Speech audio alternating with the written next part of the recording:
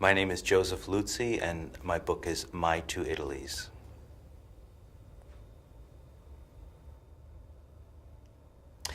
I felt the need to write this book because the world of my parents, which when I was growing up was something I adored them. I felt very lucky to have such a big, loving family. I was one of 6 kids. But there was also something about their world that I tried to distance myself from. And because I wanted to fit in like all kids. And yet as I got older, I realized my parents' dialect, their recipes, we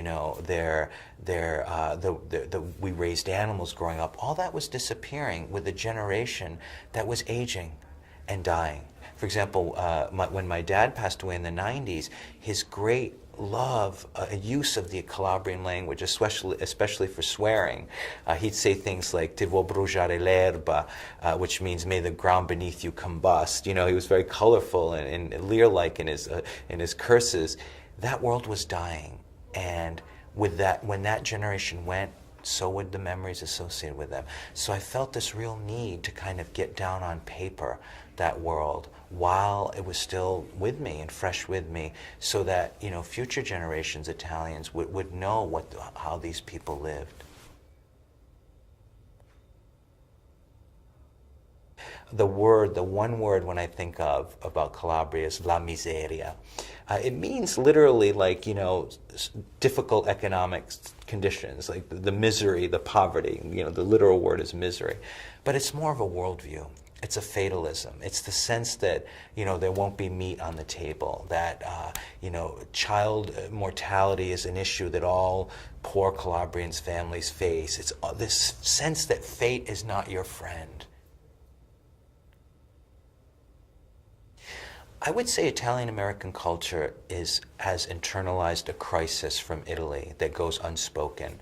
And I call it the Italy I never knew. And by that I mean most Italian-Americans descend from the South, which had an ambivalent relationship to Italy, the unified country.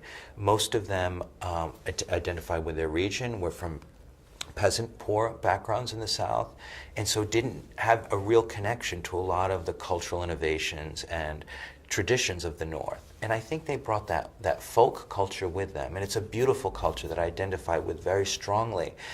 But it's not the Italy of the Northern Italian Renaissance. It's not the Italy of a lot of the art and literature that is famous throughout the world. And so that's why I think the icons of Italian-American culture are so closely linked to the South.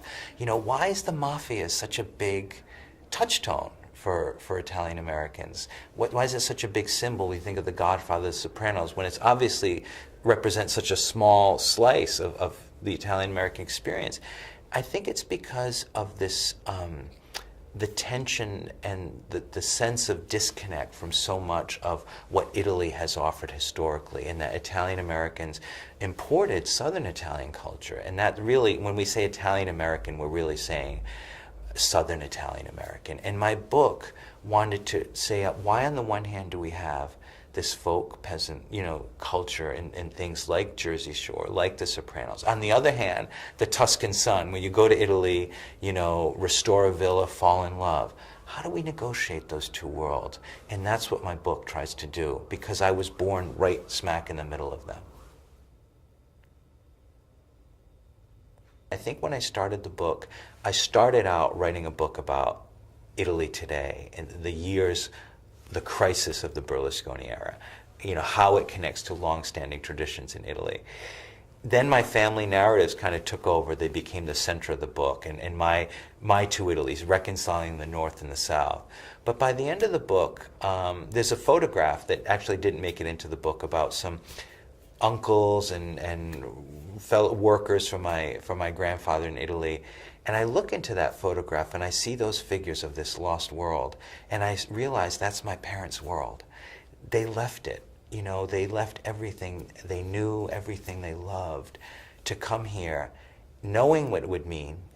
My dad worked in a factory. He was a landscaper. He worked 12-hour days often. He had to support 6 children on a small salary, and he was always the weight of life in the U.S., I felt it on him all the time. And I saw that what they did was this incredible act of generosity for their children, because they reaped none of the fruits of life in America. And we did, but they did it, they sacrificed, in a sense, their adult lives. My mom said that my dad had been happy and carefree in Italy once in passing, and it struck me with a force like no words I can recall, because I saw, in a sense, what immigration took from him, took everything from him. And yet he had been happier in another life. So they were exiles. And that was a profound experience. And I realized that's a story that so many American families have experienced. I have my version of it.